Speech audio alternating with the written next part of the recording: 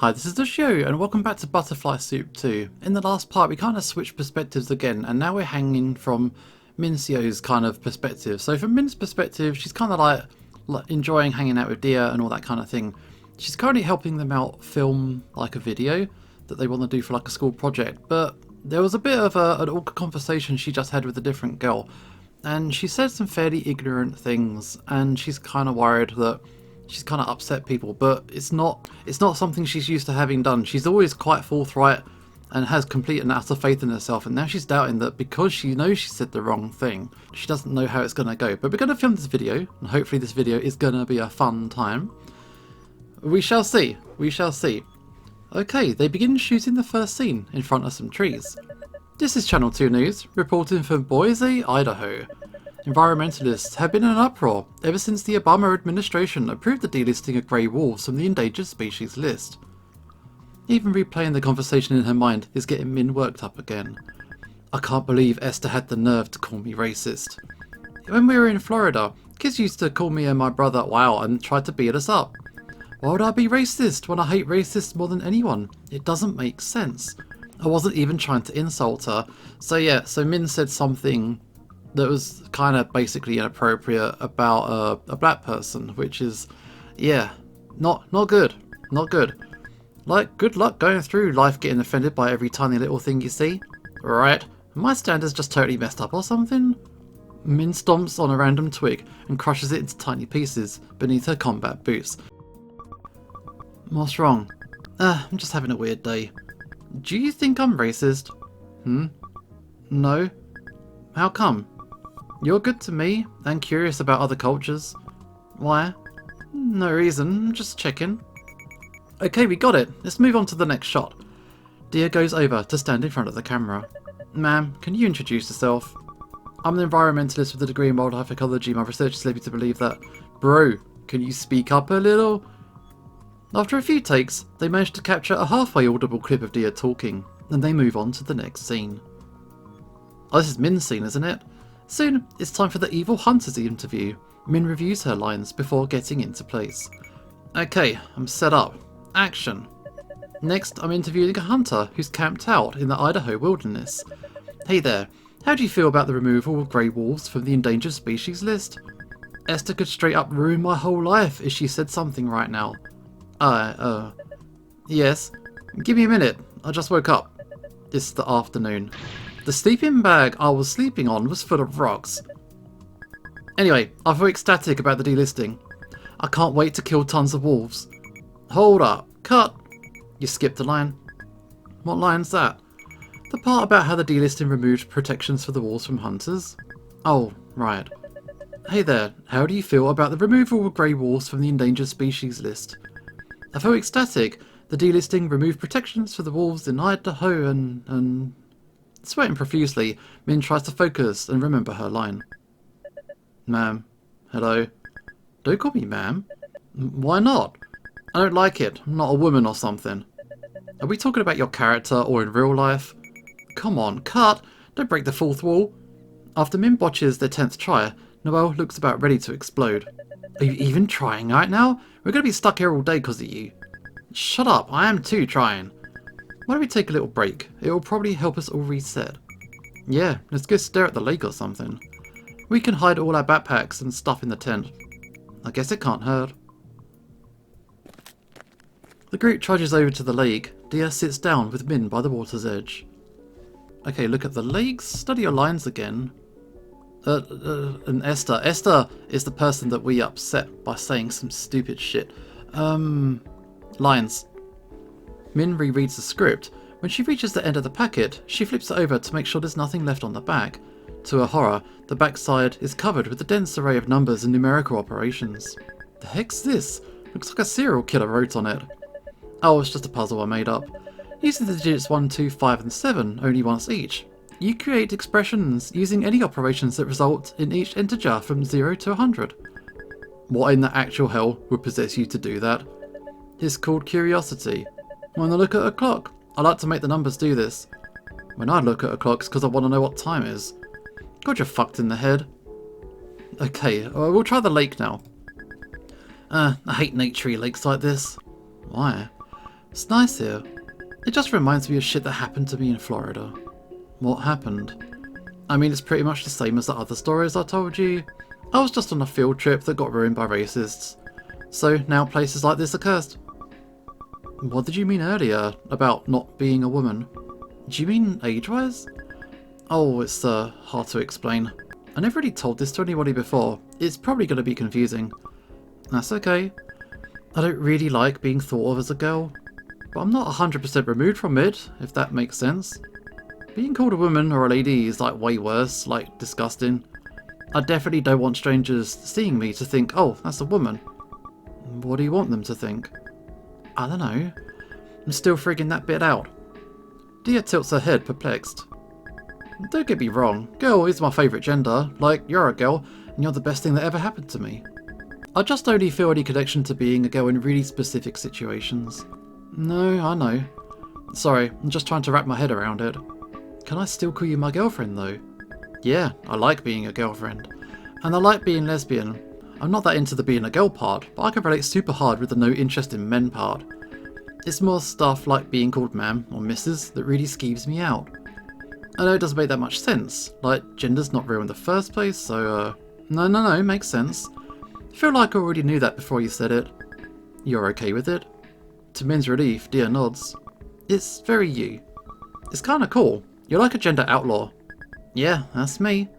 I'm so lucky to have the sweetest, kindest, purest girlfriend in the world who has to be protected at all costs. I definitely can't let her find out about the racist thing. Okay, so are we gonna handle this thing with Esther? Just gotta say sorry. Esther's sitting with Grace and Saida on a nearby log. Should I try to talk to her? That might piss her off even worse. I probably shouldn't. I wish my hair would go prematurely grey. Having white hair would be so cool. Me too. Even though no one else would see it. That's not true. I could show my hair to my family and other girls. It's true. She used to charge other girls $20 to see her hair in the girls' bathroom. How did you know? Did you pay to see it? Yep. If you're interested, Esther, I'll let you see it for a special discount of $10. I'll pass. Are you sure? Limited time offer. Why is it limited time? Your hair's always going to be there. For all you know, I could be dyeing it a crazy new colour every day.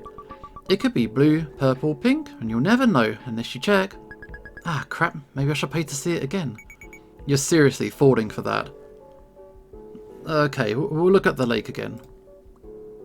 Min continues watching the clear, rippling water. All of a sudden, Noelle yelps and turns indignantly to Akasha. Did you just throw a rock at me? No, maybe it was the water.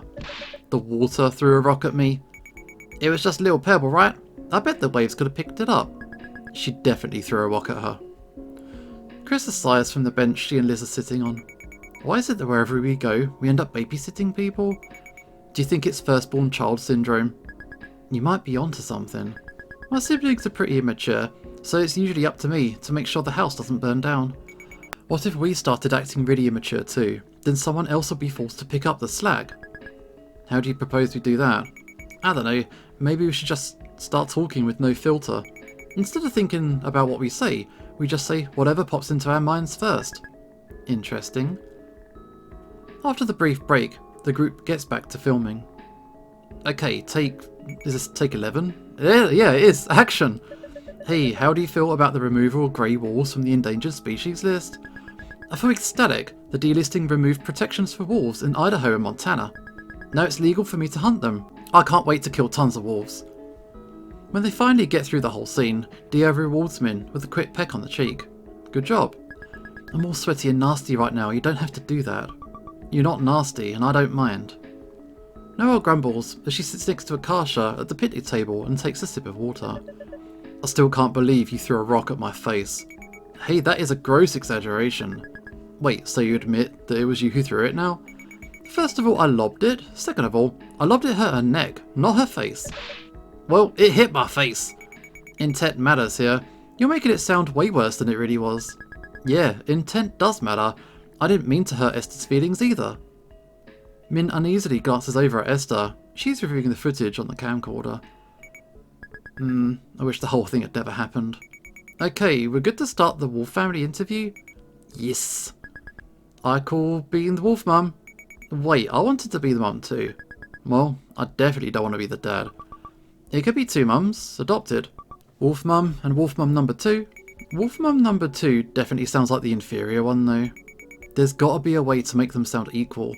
Like how there's always 2 versions of Pokemon like Diamond and Pearl. Does that really matter? Hey, this is the sea where I kill a Kasha, right? Aren't I supposed to have a gun? Oh, I brought a Nerf gun you can use. It's in the tent with the other stuff. Okay, I'll go get it. Min rummages through the duffel bag of costumes in search for the Nerf gun. Wait, Min-seo, is the microphone in there too? I don't know, look for it yourself. Wait, if the microphone was in there and it was recording, there's a chance the conversation was recorded. Noelle sneezes as she steps into the dusty tent. Shut up. Shut up? It's just a sneeze. Noelle joins Min by the duffel bag. Suddenly, Noelle frowns at her. What? You got a problem or something? For one heart-stopping moment, Min's sure she's been exposed as racist somehow, but she soon realises Noelle is just glaring at the dirt that she tracked into the tent. You wore your boots inside? You're getting dirt everywhere. Oh, that's it. It's barely anything. You got a leaf on the sleeping bag already, see? So brush it off, who cares? I care. You were the one responsible, so you should be the one to brush it off. It's just one fucking leaf, stop splitting hairs over nothing. You're the one being difficult here, just apologise and get the leaf off. You really want me to get a leaf off? Take this! Min grabs one of the sleeping bag and swings it at Noelle. It wraps Noelle with the torso. Hey, I'm telling on you. Go ahead and try it, turbo nerd. Noelle seizes a handful of the sleeping bag as Min tries to land another blow. You gormless brute. The fuck you mean I'm wormless? Take it back.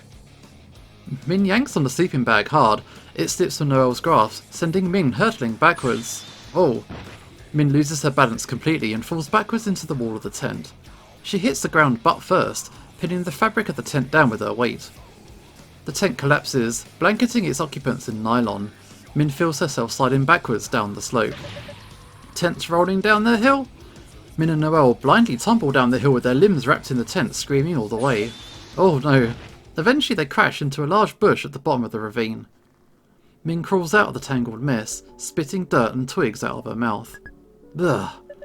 Oh, how I despise you. Noelle gathers the tent into her arms and tries to trudge back up to the park in her socks. What happened to your shoes? I took them off before coming into the tent like a civilised person. See, this is why keeping them on's better. I win. No you don't. This situation could never arise under normal circumstances. Look how much faster I'm walking than you. See, loser. Min looks back and sees how far Noelle is. She looks pretty pathetic, dragging the tent through the dirt. Min reluctantly goes back and yanks the tent away from her. What's the matter with you today? What? Generally speaking, you strike me as someone who can't take criticism, but you haven't blown up on me like this for months. Did something happen between you and Esther? What? No, why? During our scene, you kept eyeing her like she was going to bite you. Oh hell, if even fucking Noelle can tell, I might as well be wearing a neon sign around saying what happened. We sorta got into a fight. She got all offended by something I said. What did you say? I don't even want to say it, it's so fucking embarrassing. I kinda was like, I didn't know that black people cared about grades. What? Why? I don't know, none of my classes ever had black people in them. So I felt like I was learning something new from that story she was telling me. I was just trying to express that. So you decided to tell her you held a bigoted belief that only changed after a random anecdote she shared? I wasn't thinking, okay? It's easy to pick apart now in hindsight, but the whole thing happened in like 5 seconds. I didn't even have anything against her, or black people in general. Come on, you know me. When I hate someone, I let them know. Yeah, I'm well aware of that. So it should have been obvious I didn't mean anything bad by it. When people do Asian accents or say weird stuff about Koreans, I don't flip out. You don't. That time we were talking around and you got konnichiwa'd, you were furious. That was coming from a white creep, and it was clearly hateful. But if it's just a joke or something worded insensitively, it doesn't always mean the person actually hates Asians. I'm not sure I follow your logic here. Are you saying that as long as something's not intentionally hateful racism, it doesn't bother you? Yeah, it doesn't, because I'm not a sensitive crybaby. But if you had a choice, would you rather not say those things? Well, yeah. If you could press a button and magically no one ever said that stuff again, that'd be cool. Then it does bother you. Okay, yeah, maybe it would bother me a little. but I wouldn't make a huge stink about it. If it bothers you, doesn't it make sense to complain about it? If I was some weak-ass sissy, sure, but I'm not, so I don't sweat that kind of small stuff. But we just established that you are bothered by it. You just deny it because in your eyes it's weakness to admit you're hurt, because of the tough guy act you have going on. Noelle's got this insufferably smug expression on her face, like she's discovered a misprint in an exam that no one else had found yet. I think I understand now. Understand what? You weren't even there. You think Esther's overreacting because in similar situations you do nothing. When she told you your response was racist, you became enraged by her audacity to complain about things you suffered through in silence. Admitting that you genuinely hurt her feelings would require the admission that you've been hurt before too. And your fragile ego cannot allow that. Shit, maybe she's onto something. In conclusion, Esther's right, you're wrong, and you're racist. This sucks so bad. Damn. Covered in dirt and twigs, Min struggles to put the tent back up. Are you okay? Not really. I feel like absolute dog shit. Oh no. I just want to hide what I did. I want to dig a hole and bury the terrible truth where no one will ever find it. What happened? I don't really want to talk about it. At a loss for how to handle the situation, Dia quietly helps her pitch the tent. Oh no. Huh? Look. Dia points to a malformed looking butterfly clinging to the tent fabric. Oh, ew. What's wrong with it? It's all crinkled. I think it's stuck like that. It's so sad. Maybe it's because of the false spring. False spring? It's when it's super warm but it's still winter. It messes up a lot of animals because they think it's spring when it's not.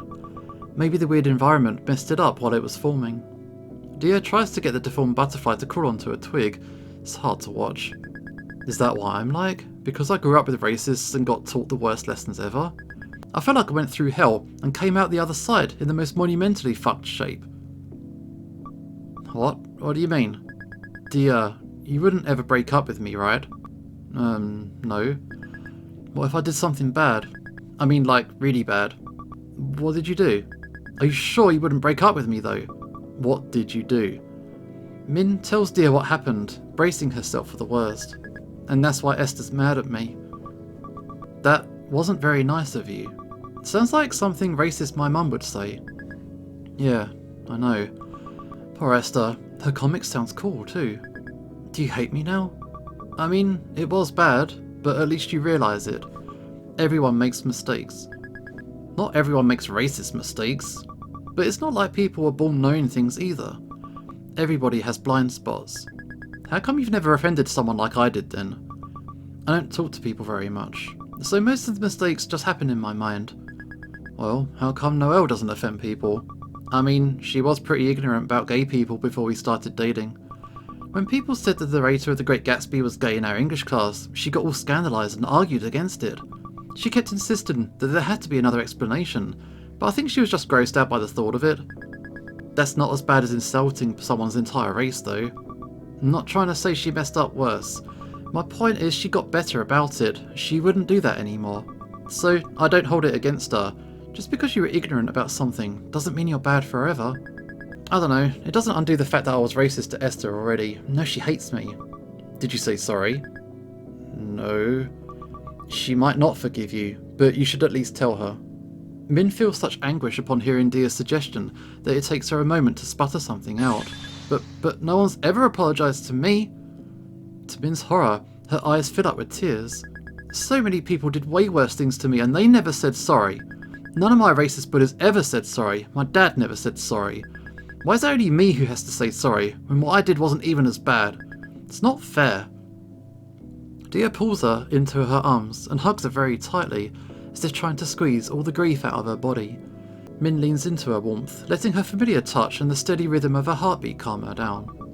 What happened to you wasn't fair, but that doesn't mean you should be unfair too, or you'll just continue the cycle. You can apologise, even if they don't. But it's not fair. I want them to suffer and I want them to die. If I just forget about them, that means they got away with everything. That means they won, and I lost. But isn't it losing worse to let people you hate keep controlling your life? It's like that saying, if you seek revenge, you dig 2 graves. Is it worth it to hurt yourself in the name of fairness? Is that what I'm doing? crashing the car just to get back at them. The two graves are you and the person you got revenge on, by the way. Not two different people you killed. No, I got that. You're right. Why should I let those pieces of shit keep controlling me even years later? If nothing they did mattered, that'll show them. Yeah. Min dashes off to find Esther setting up the next scene. What took you so long? Everyone's ready to do the wolf death scene. Can we talk first? Esther gives her a guarded look. Depends. Sorry I was an arsehole earlier. I shouldn't have said that racist stuff about black people and the weird stuff about your hair. Yeah, you shouldn't have. You're right, I should have known better. I know how much it sucks looking different to everybody else. Esther lets out a sigh, looking exhausted. You'd think people would know, but they don't. It's like being kicked on both sides. I go through all the same stuff as everybody else at this school, but no one sees me as one of them. Everybody thinks, because I'm not pure Asian, I'm not as smart, or I don't study as much. Don't worry, I don't think that. I learned my lesson. I'm not racist anymore. Yeah, you are. Huh? You're literally still racist. All you did was apologise for one specific thing. But what else am I supposed to do then? Try to educate yourself and not say random crap about other ethnicities? And say sorry the next time you're racist instead of being all rude and defensive. Next time? That makes it sound like this is going to happen again. Honestly, probably will. So you're saying I'll always be racist no matter what I do? Min looks so horrified that Esther gives her a pitying look. I mean, literally everyone on Earth is ignorant to some degree about something. For my webcomic, I tried to research albinos and double amputees the best I could, but I'm still not sure I portrayed everything right. Double amputee? The fuck's going on in her comic? No one's perfect. You just gotta do your best and learn from your mistakes. Oh, okay. But I hate thinking I'm gonna make a different mistake at some point and have to apologise again. It's fucking mortifying. I mean, it shouldn't be mortifying to admit you were wrong about something. I guess it shouldn't be. Hey, we ready to party? Yeah, let's do it. So we good for now? I guess. Can I still use the prodigy thing that you said earlier? Oh, yeah, knock yourself out. Hopefully, they're a bit cooler now. Min hides behind the tree with her Nerf gun, waiting for her cue. How has your pack helped balance the ecosystem here? We prevent the elk population from exploding and overgrazing. Before we were reintroduced, many biologists were concerned about eroding and plants dying off.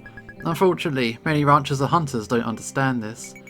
In fact, the state of Idaho is planning to kill hundreds of wolves this winter. This is where we always screw up and have to start over. Every time Akasha makes eye contact with Krissa, she starts laughing. Mum, Leaf Green, I'm scared. Are we gonna die? Holy shit, she finally did it. Goo goo gaga. Oh my god, Noel's eye twitches as she recites her next line. Who is this adorable little thing? This is our wolf puppy. Normally mated pairs produce a litter per year, but we adopted her. We love her so much. I'm only 4 months old. Die! Min leaps out from behind the tree and shoots a flurry of Nerf pellets at Akasha. No, I only kill a very small number of cattle per year. Ah! Akasha goes down, and Min continues shooting her ass with the Nerf gun. No, our innocent puppy. Muhaha. I'll be back to kill the rest of you. Min runs off screen, leaving Krissa and Liz crying very unconvincingly over Akasha's body. How could this happen? If only we were still on the endangered species list.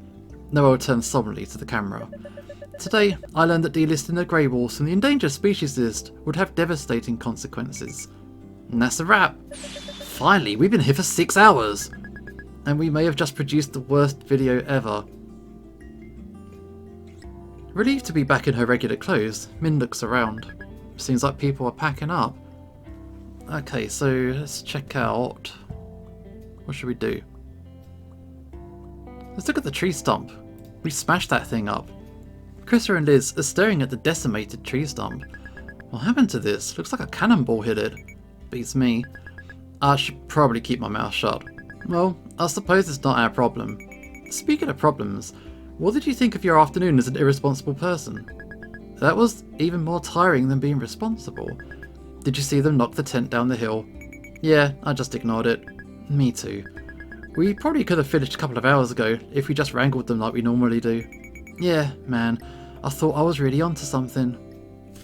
Min turns to walk away, but to her surprise, she hears footsteps running up behind her. Wait, Min. Min stops to let her catch up. What's up? I couldn't help but overhear some of what you were saying to Deer at the lake. Liz scribbles something on a scrap of paper and hands it to Min like a doctor giving a prescription. You need to go onto the internet. Internet? Min scrutinises the scrap of paper and it says genderfork.com. It's a blog that you might like. How the hell would you know what I like? I'm trans. Huh? I mean, not that being genderqueer is necessarily the same as being trans, but I'm here if you'd ever like to talk. Have fun. Liz pats Min on the head and leaves her standing there clutching the little scrap of paper in absolute shock. I guess I should look that up when I get home. Okay, next is the tent, or tent. The tent's flaps already open.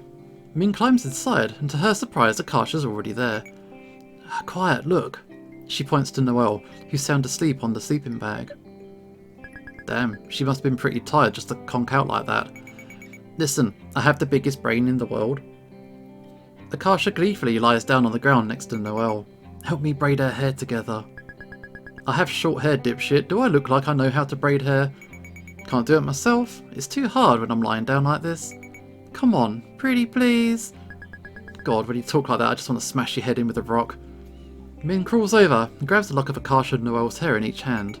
It's easy, you just gotta split it into 3 strands and alternate which one goes on top. Like this. Confused, Min just randomly twists their hair together. The instant she lets go, the braid loosens and unravels. Ah, shit. Noelle scowls in her sleep as Min tries again. Akasha! Akasha and Min freeze, but Noelle just turns onto her side, mumbling to herself. Just because it's suitable for all large primates doesn't mean you should eat it. What is she dreaming about? Esther sticks her head into the tent. Can you hand me my backpack? Wait, what are you guys doing? Help. Esther, do you know how to braid hair? Esther assesses the situation for a moment before shrugging. Okay, why not? Thank you. After a few minutes, Esther manages to weave Akasha and Noelle's hair into one giant messy braid. You did it. I wonder when she's going to realise. Noelle stirs on the sleeping bag. Her head gets jerked back by her hair, which is now bound to Akasha's. She blearily rubs her eyes. Bonjour. Wow. Noelle bolts upright, screaming. Ah! What's wrong, Frenchman? You got a bad hair day? Akasha! Why? Get me out of here! Whoa, whoa, calm down. Calm down. You literally attacked me in my sleep. I mean, you can just unbraid it. It's not that bad. Yeah, tons of people in the world have it way worse than you. Shut up. I hate all of you. She surges toward Esther and Min with an aura that can only be described as murderous. Akasha calmly lies back down, dragging Noelle down with her.